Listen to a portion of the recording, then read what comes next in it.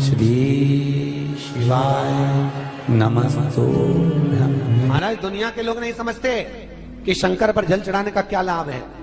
शिव महापुराण कहती है, अगर एक दिन शिव महापुराण की कथा कहती है, मंगलवार को अगर शिव जी के मंदिर में, शंकर के मंदिर में जाकर एक लोटा पानी चढ़ाया जाता है तो हमारे कार्य में उन्नति होती है।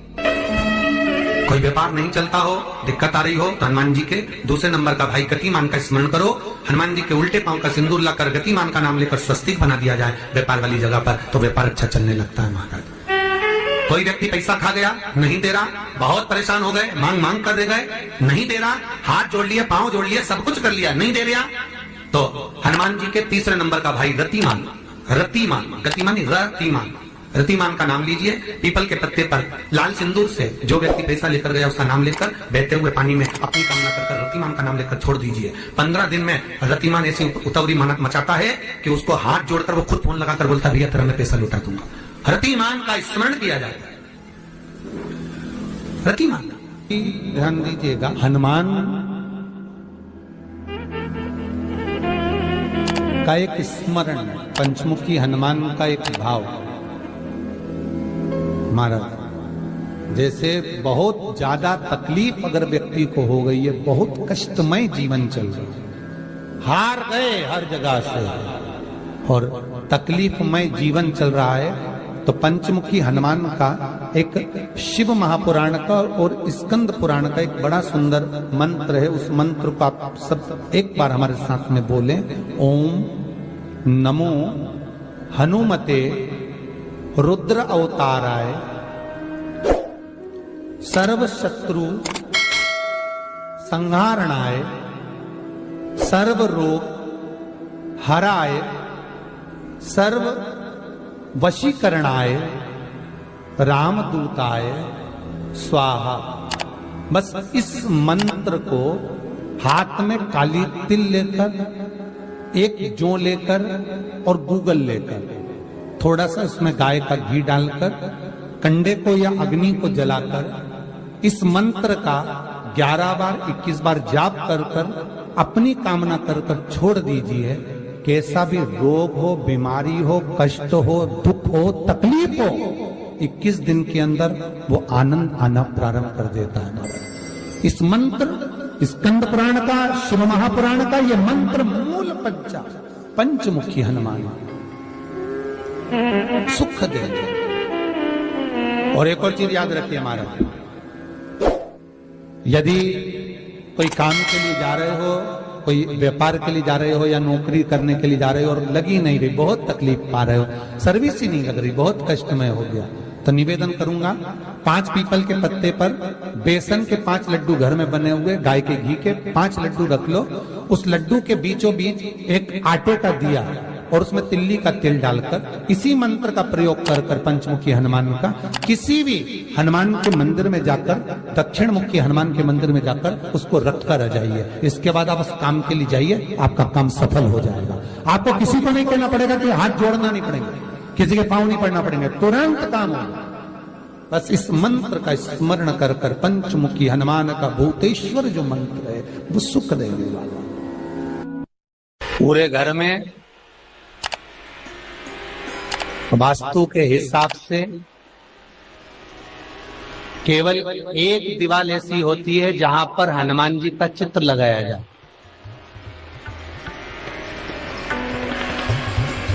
चाहे तुम पर्वत उठाने वाला चित्र लगाओ हनुमान जी का, चाहे बैठे हुए लगाओ, चाहे रामायण पढ़ने वाला लगाओ, चाहे लंका दहन करने वाला लगाओ, चाहे राम नाम जपने वाला लगाओ, चाहे लक्ष्मण को संजीवनी देने वाला लगाओ, चाहे मौन मुद्रा में लगा दो, चाहे स्तुति में लगा दो, चाहे भजन में लगा दो। हनुमान जी का कोई भी चित्र लगता है तो ना पूरब में लगेगा, ना पश्चिम में लगेगा, ना दक्षिण में लगेगा। हनुमान जी का अगर चित्र लगता है तो उत्तर की दीवार में दक्षिण को देखते हुए लगता है, केवल एक ही स्थान।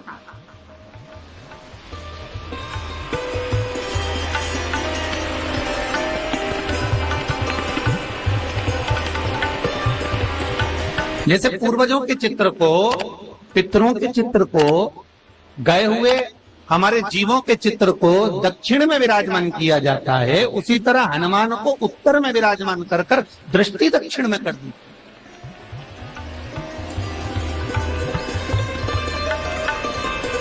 घर में हनुमान जी के जितने फोटो होते हैं उसको केवल दक्षिण दिशा में लगा, वो उत्तर दिशा में लगा बिठाते थे, और दक्षिण की ओर उनकी दृष्टि होना चाहिए, दक्षिण की ओर उनका मुख होना चाहिए। क्यों? महाराज, अगर व्यक्ति के जीवन में कोई बीमारी आने वाली है, व्यक्ति के जीवन में कोई रोग आने वाला है, व्यक्ति के जीवन में अगर कोई कष्ट आने वाला है, व्यक्ति के जीवन में अगर कोई परेशानी आने वाली है, व्यक्ति के जीवन में कोई एक्सीडेंट का योग भी बनने वाला है, तो शास्त्र कहता है वो दिशा दक्षिण से ही बनता है।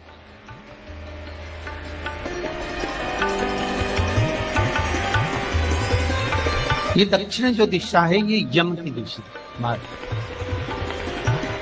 यहाँ संपूर्ण परिवार के साथ यमराज अपने आनंद में निवास करते। और जब हमारे घर में, हम ये नहीं कह रहे कि आप हनुमान जी का फोटो लगाओ, हम ये भी नहीं कह रहे, आपके घर में हो और आपने अगर विराजमान कर रखा है किसी दिशा में, तो हमारा तो निवेदन रहेगा, अभी तक आपने अगर जैसा रखा, पर एक बार दिशा बदल कर देखना कि रोग, बीमारी, कष्ट, दुख, तकलीफ में आपको लाभ मिला कि ना।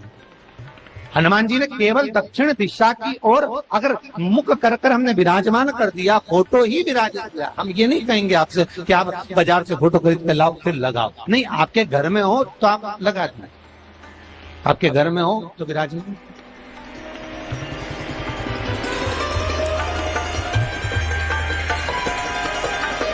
अच्छा, कितनी विपरीतता है वो भी आप जरा जानिएगा महाराज, कि शंकर भगवान के ऊपर जो जल चढ़ाया जाता है उसकी जलाधारी उत्तर में जाती है महाराज।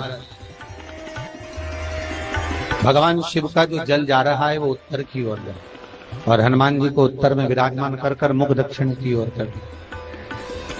क्यों? प्रबल दिशाओं में उत्तर और दक्षिण महाराज, ये जो दो दिशाएं, इनको साधने के लिए कोई देवता आगे नहीं। अगर इन दिशाओं को कोई साधने वाला है तो केवल एक देवाधिदेव महादेव ही हो सकता। काल का हरण करने वाला वो महान काल ही हो सकता। शंकर का ही एक अवतार है हनुमान जी महाराज, रुद्र अवतार महाराज। हनुमान जी से कहा तुम दक्षिण की ओर दिशा पर संभालिए। शिव जी कहते हैं मेरा जल जब उत्तर की ओर जाएगा तो इस दिशा को मैं संभालू, चिंता ना करिए। जो स्मरण करने वाला होता है, भजन करने वाला होता है, कीर्तन करने वाला होता है, नाम जाप करने वाला होता है, उसका भी शास्त्र विधान कहता है, उसका भी व्याख्यान वर्णन करता है कि जैसे एक दिशा के रूप में हनुमान जी महाराज को विराजमान कर दक्षिण की दिशा पर हम विजय पर, अर्थात रोग पर, बीमारी पर, कष्ट पर, तकलीफ पर हम विजय प्राप्त कर सकते। ऐसा नहीं कि ऐसा कोई रोग नहीं जिसकी दवा नहीं है, पर जब तक भगवान की कृपा नहीं होगी तब तक कोई औषधि मिल सकती नहीं, कुछ प्राप्त नहीं हो सकता। जब भगवान करुणा करते हैं तो आप रूप कुछ ना कुछ सुख की अनुभूति हो जाती है, अपने आप सुख का भान हो जाता है। तो जैसे दक्षिण का जो स्वामी तत्व है, दक्षिण पर जो दृष्टि देने वाला श्री हनुमान जी महाराज है, इसलिए हनुमान जी को उत्तर की दीवार पर विराजमान कर उनका मुख दक्षिण की ओर रखा जाता है। वास्तु शास्त्र के हिसाब से, वास्तु नियमों के हिसाब से सारे फोटो कहीं पर भी लगा सकते हो, पर हनुमान जी का अगर फोटो तुम्हारे घर में है, हनुमान जी अगर तुम्हारे घर में विराजमान है, हनुमान जी का चित्र तुम्हारे घर में विराजमान है, तो उसका मुख दक्षिण का होगा, तो रोग, बीमारी, तकलीफ, कष्ट ये सब दूर हटते। कई लोग प्रश्न करते हैं, गुरुजी आप कहते हो कि हनुमान जी महाराज शंकर भगवान का एक अंश स्वरूप है, एक अंश। पूरी शिव महापुराण की कथा को उठाकर देखिए, स्कंद पुराण को, मत्स्य पुराण को, कूर्म पुराण को उठाकर देखिए। एक बाणासुर का चरित्र और एक श्री हनुमान जी महाराज का चरित्र बहुत सुंदर है। शिव का एक अंश माता अंजना के तप साधना से शिव की प्रागट्यता और शंकर भगवान की प्रागट्यता से शंकर का स्वरूप प्रकट हो। इसीलिए तो कहते हैं शंकर सुमन केसरी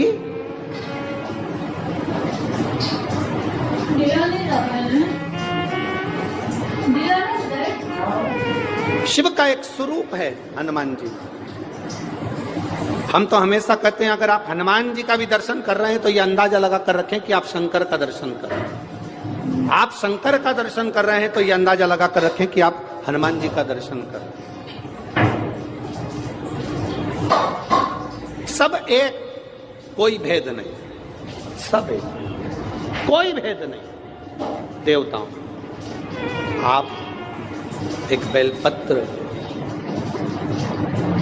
जैसे आप एक बेलपत्र कि ये दो जो पत्तियां होती हैं, जरा ध्यान देंगे, ये दो जो पत्ती नीचे की रहती है बेलपत्र, आगे का भाग एक बेलपत्र और नीचे की जो ये दो पत्तियां होती हैं, इन दो पत्तियों के ऊपर एक एक शमी पत्र। ये दो जो पत्तियां हैं, इन पत्तियों के ऊपर एक एक शमी पत्र और लाल चंदन ये रखकर कितना भी रोगीला व्यक्ति हो, रोग से ग्रसित व्यक्ति हो, जिंदगी में कितना ही दुख पड़ रहा हो, बेलपत्र की ये दोनों पत्ती जिसके ऊपर शमी पत्र रखकर, लाल चंदन रखकर श्री हनुमान जी महाराज और हनुमान जी महाराज के तीसरे नंबर के भाई श्री गतिमान जी। हनुमान जी कितने भाई हैं?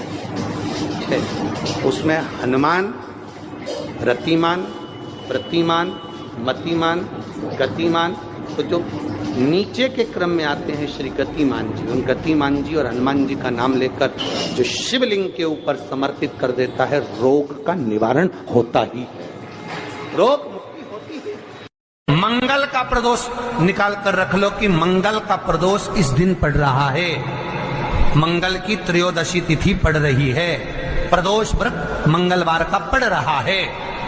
और जिन लड़का लड़की को मंगल होते हैं, जिन कन्या और वर को मंगल होते हैं, केवल शंकर भगवान के मंदिर में। ओम नमः शिवाय, श्री शिवाय नमस्तुभ्यम। स्वागत है आपका शिव महापुराण उपाय में। तो दोस्तों, आज हम बात करने जा रहे हैं 11 फरवरी मंगलवार के उपाय के बारे में। तो दोस्तों, मंगलवार 11 फरवरी मंगलवार के दिन उपाय करना कौन सा है और कैसे करना है, इसको करने का क्या मतलब होता है, क्या लाभ होता है, इससे क्या, इसके मतलब कि इस उपाय को कर लेने से कौन से लाभ प्राप्त होते हैं, किस लिए किया जाता है यह सब। तो दोस्तों, आइए एक बार इस पूरी कथा को सुनते हैं और महाराज जी द्वारा बताए गए इस उपाय को करते हैं, फिर देखते हैं कि इस उपाय को करने का लाभ क्या होता है। तो दोस्तों, मैं उम्मीद करता हूँ कि एक बार आप सभी भक्त इस कथा को सुनेंगे। कथा को सुनकर अगर कथा अच्छी लगे तो मेरे चैनल को लाइक, शेयर, कमेंट में हर हर महादेव जरूर लिखेगा दोस्तों।